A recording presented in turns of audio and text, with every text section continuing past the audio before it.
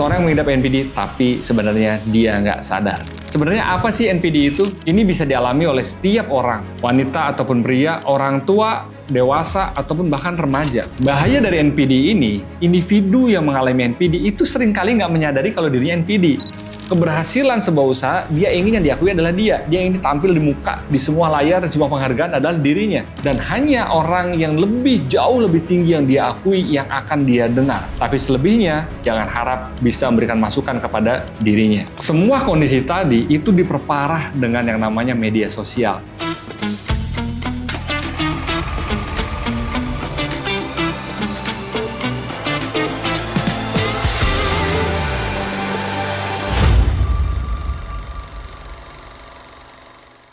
Assalamualaikum warahmatullahi wabarakatuh. Waktu itu gue sempet posting di Instagram gue tentang NPD atau Narcissistic Personality Disorder. Dan gak nyangka ya itu meledak, terus banyak banget yang nge-share, banyak yang komen, banyak yang juga jadi penasaran itu NPD itu apa sih. Tapi sebenarnya gue gak ingin bahas siapa yang gue sebut NPD itu, dan itu juga bukan ranah gue ya, karena sebetulnya NPD ini kan harus sesuatu yang komprehensif kita cek. Tapi yang gue ingin bahas di sini adalah NPD ini akan relevan di dalam dunia bisnis. Di dunia bisnis modern, kadang-kadang kita tersamarkan antara yang namanya percaya diri, confidence, dengan yang namanya narsistik. Ini dua hal yang jelas jauh berbeda. Percaya diri itu lu positive thinking, lu optimis dalam sebuah keadaan, menghadapi berbagai macam keadaan. Narsistik ini beda, ini kayak sebuah tembok. Dan gue nggak lagi menghakimi siapapun, gue nggak lagi ngomongin seseorang atau pihak-pihak tertentu, tapi yuk kita refleksiin buat kita sendiri.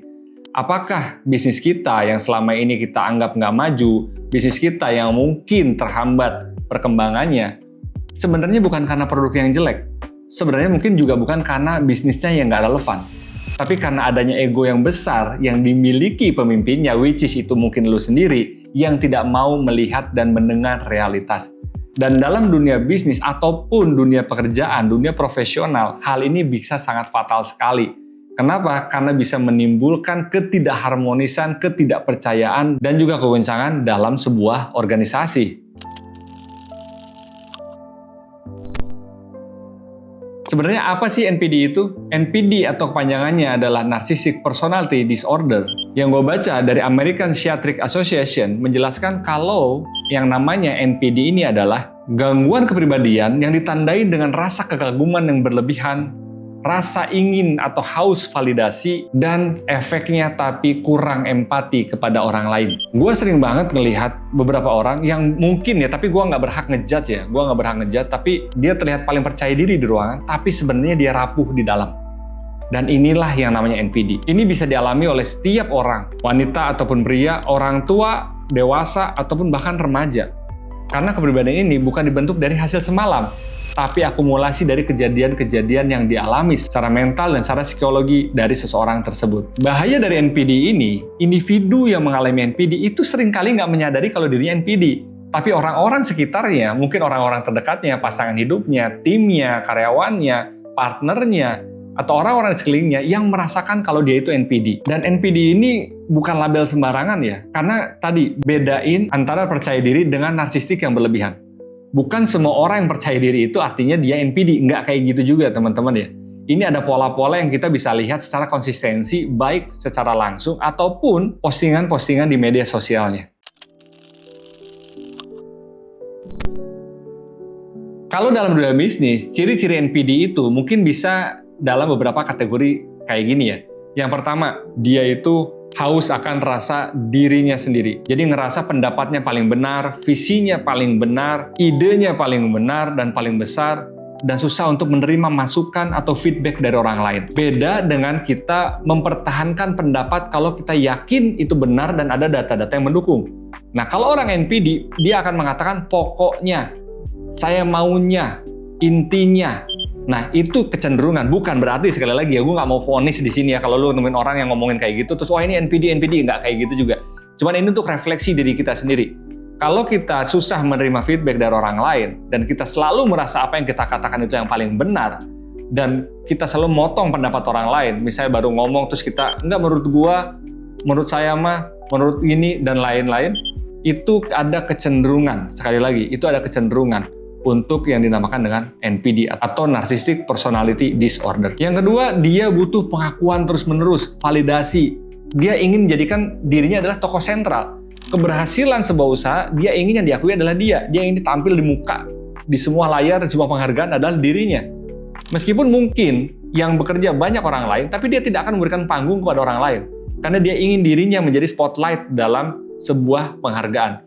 Dan validasi-validasi ini juga yang berbahaya adalah kalau dia bergeser ke dalam pola hidup. Misalnya, dia malah beli barang-barang mewah, dia beli jam-jam mewah, dia beli sesuatu yang nggak dia perlukan hanya untuk mendapatkan validasi bahwa gua orang sukses dan lu harus lihat gua sebagai orang sukses. Dan gua adalah tokoh sentral di dalam hidup ini. Yang ketiga, ya tadi gue udah bilang, sulit menerima kritik atau feedback. Susah banget yang namanya NPD, karena dia ngerasa pintar, dia akan ngerasa dia tahu segalanya, dia akan ngerasa apa yang dia katakan itu yang paling benar, dia punya tembok yang tebal untuk menerima masukan dari orang lain.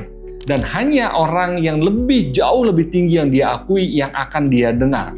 Tapi selebihnya, jangan harap bisa memberikan masukan kepada dirinya. Yang keempat, efek yang paling bahaya, dan ini kalau terjadi dalam dunia bisnis adalah empati yang sangat rendah.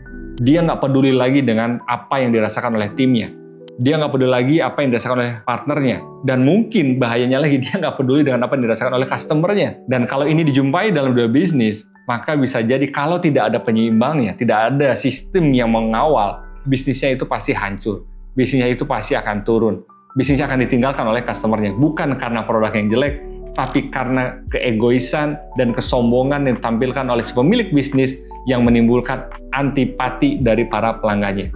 Dan lu mungkin bisa searching, bisa googling, banyak pelanggan-pelanggan yang lari, yang pergi karena bukan produknya, tapi dia nggak suka sama si orangnya atau si pemilik usahanya. Yang terakhir, ciri-cirinya ada citra lebih penting dibandingkan real kesuksesan. Jadi dia bangun tuh story, oh gue bisa beli mobil ini, gue bisa liburan ke sini, gue bisa nampilin barang-barang mewah, padahal proses bisnisnya mungkin jelek. Dan ini beberapa kali gue temuin. Meskipun bisa jadi ya dia bukan NPD akut, tapi ada kecenderungan yang gue bisa kategorikan mungkin dia sedikit mengalami NPD. Karena nanti yang gue bahas, seseorang yang mengidap NPD tapi sebenarnya dia nggak sadar. Gue pernah bertanya sama seorang psikolog ya, kenapa sih NPD dan kenapa sih sekarang banyak banget yang muncul ya ciri-ciri NPD. Tapi sekali lagi, gue kenapa ngulang-ngulang ini karena gue nggak mau vonis siapapun, ini untuk refleksi kita sendiri. Yang pertama menurut dia, adanya penyebab masa lalu, yaitu terlalu dipuji terus-terusan. Dari kecil dia nggak pernah disalahin, mau salah, kalau salah yang salah tembok misalnya ya, yang salah lantainya kalau jatuh, pokoknya dia selalu yang benar. Kalau dia melakukan salah pada orang lain, dia akan selalu dibela. Jadi dia tidak pernah ada ruang untuk mengalami yang namanya kesadaran kalau dia melakukan kesalahan dan harus perbaiki. Jadi dia terus-menerus mendapatkan pujian, mendapatkan apresiasi meskipun yang dia lakukan itu adalah salah. Yang kedua, penyebab masa lalu bisa kebalikannya. Dia tidak pernah mendapatkan penghargaan, pengakuan, apresiasi, pujian dari apa yang dia lakukan dari orang terdekatnya. Dan paling parah atau paling utama itu dari orang tuanya. Orang tuanya selalu mengatakan, masih kurang, anaknya udah berusaha dapat nilai 80, masih jelek, harus 100 misalnya. Udah dapat 100, itu juga banyak yang 100 bukan kamu doang, nggak ada bedanya. Jadi nggak pernah dapat penghargaan. Dia bisa nyuci piring, ya itu biasa aja. Tapi kalau dia nggak bisa, kamu tuh, ayo yang rajin nyucinya gitu. Nah mungkin ya di antara kita ada yang pernah ngalamin kayak gitu. Ini bisa jadi penyebab salah satunya pada saat berusia remaja dan dewasa, maka butuh pengakuan dan validasi. Atau yang disebut dengan balas dendam positif, yang meskipun sebenarnya namanya balas dendam nggak pernah ada yang positif, karena balas dendam energinya pasti energi negatif. Yang ketiga, dari lingkungan luar, bullying. Maka dia membangun sebuah tembok, dia membangun sebuah pertahanan diri, karena sewaktu kecilnya dia sering dibully oleh teman-temannya. Mungkin dulu dia bukan orang yang berada, dia bukan orang yang berprestasi, tapi karena dengan semangat hidupnya, positifnya dari orang NPD itu dia punya semangat yang sangat tinggi dalam daya juangnya, akhirnya dia membangun tembok. Dia nggak memperkenankan siapapun menyakiti dirinya lagi. Even itu mungkin istrinya, pasangan hidupnya, atau orang tuanya. Dia nggak mau lagi mengalami bullying di masa-masa remaja atau masa-masa dewasa yang dia jalani saat ini. Dan faktor selanjutnya bisa dari faktor lingkungan usaha, di mana ada istilah dengan asal bos senang atau ABS. maka tidak ada ruang buat dia menerima hal-hal yang pahit. Dia hanya disajikan data, disajikan fakta, sesuatu yang menyenangkan. Dan ini menjadi budaya, ditutup-tutupin, agar hanya ingin menyenangkan posisi bosnya itu. Kenapa? Karena dia mungkin memiliki power, ya, jabatan, punya uang, jadi nggak mau, maka power dia membuat orang lain tidak berani mengkoreksi dirinya. Karena semakin tinggi posisi seorang, biasanya semakin kecil dia ingin mendengar sebuah kebenaran. Nah, ini kata-kata yang lu harus catat. Semua kondisi tadi itu diperparah dengan yang namanya media sosial. Karena algoritmanya mengkriteriakan seseorang atau postingan itu berhasil atau enggak berdasarkan jumlah like, jumlah komen, dan jumlah share. Maka ada secara nggak langsung, itu kebutuhan validasi.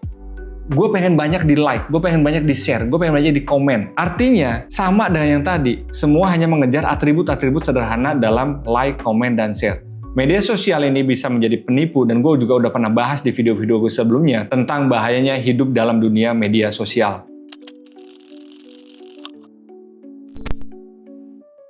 Kalau lu nggak sadar, ternyata lu adalah orang yang punya kecenderungan NPD, maka bisnis lu bisa dalam keadaan bahaya. Kenapa gue bilang begini? Karena yang pertama, bisnis lu akan dijalankan tanpa data, tapi lebih pakai perasaan dan ego. Lebih pada gimana caranya bikin lu senang. Anak-anak atau tim lu menyajikan data yang tidak sesuai dengan fakta. Tapi perlahan-lahan bisa jadi bisnis lu kalau nggak ditopang oleh momentum atau keberuntungan aja, maka pasti akan menghadapi kehancuran. Yang kedua, tidak adanya tim yang berani bicara jujur untuk kebaikan. Karena kalau jujur tapi mengkritik dan memberi feedback, maka dianggap menyerang pribadinya dan bisa jadi tim itu malah dikeluarkan. Dan ini yang berbahaya. Kita ambil contoh sukses di Netflix. Orang toksik di Netflix itu nggak ada tempat. Ownernya, foundernya itu sangat open dan terbuka, memberikan ruang siapa saja untuk bicara apa adanya berbasiskan dengan data. Yang ketiga yang pasti, inovasi akan mandek. Lu nggak akan bisa ngembangin produk-produk, servis-servis, layanan-layanan baru sesuai dengan tren-tren market yang berubah karena lu nggak mau nerima kebenaran. Lu tetap berpegang teguh pada apa yang lu jalanin, yang lu menghasilkan saat ini adalah sesuatu yang paling benar.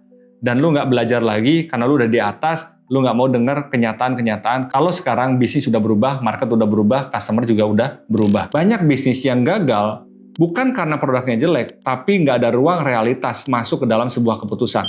Contoh yang paling fenomenal adalah Segway. Timnya waktu itu mengatakan, ini nggak mungkin bisa laku di pasaran, tapi si ownernya punya visi yang yakin kalau ini bisa menggantikan motor, bisa menggantikan kendaraan-kendaraan listrik, terutama roda 2, untuk lebih ramah lingkungan. Dan ternyata apa yang dikatakan timnya itulah yang benar. Segway gagal total di pasaran, bisnisnya hancur, kerugian jutaan dolar. Karena apa? Karena pemimpinnya tidak mau mendengarkan realitas yang disampaikan oleh timnya. Bukan dia punya visi yang kuat, tapi dia tidak punya hati yang cukup kuat untuk menerima kenyataan. Kalau lu semua setelah ngedengar video ini ngerasa ada tanda-tanda yang mungkin lu NPD, segera tobat. Maksud gue gini ya, yang pertama lu harus sadar diri, awareness, tumbuhkan awareness. Oh iya, gue kayak gini ya. Lu akui dulu. Lalu kalau ada luka-luka masa lalu, maka maafkan dan lupakan. Lu nggak bisa ngelulangin lagi apa yang terjadi di masa lalu, tapi lu bisa melakukan hal baru di masa yang akan datang.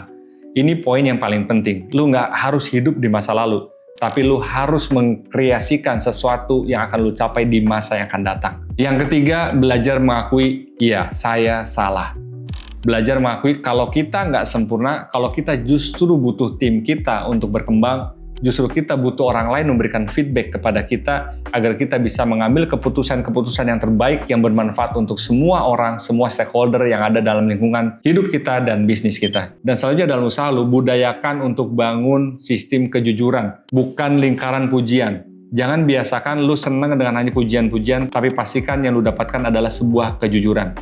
Dan bangunlah sebuah sistem, jangan tersentral pada seseorang, agar sistem itu yang bekerja, agar SOP itu yang mengawal semua keputusan-keputusan, semua kebijakan-kebijakan diambil. Nggak ada ruang untuk egois, nggak ada ruang untuk memaksakan kehendak kalau ternyata itu udah nggak relevan sesuai dengan realitas yang kita hadapi. Kalau kita mau tarik semuanya, kita bisa terhindar dari namanya NPD dengan menyadari bahwa apa yang kita miliki adalah amanah. Kepemimpinan adalah amanah, bisnis adalah amanah, tim adalah amanah, maka kita harus menjaga amanah itu sebaik-baiknya.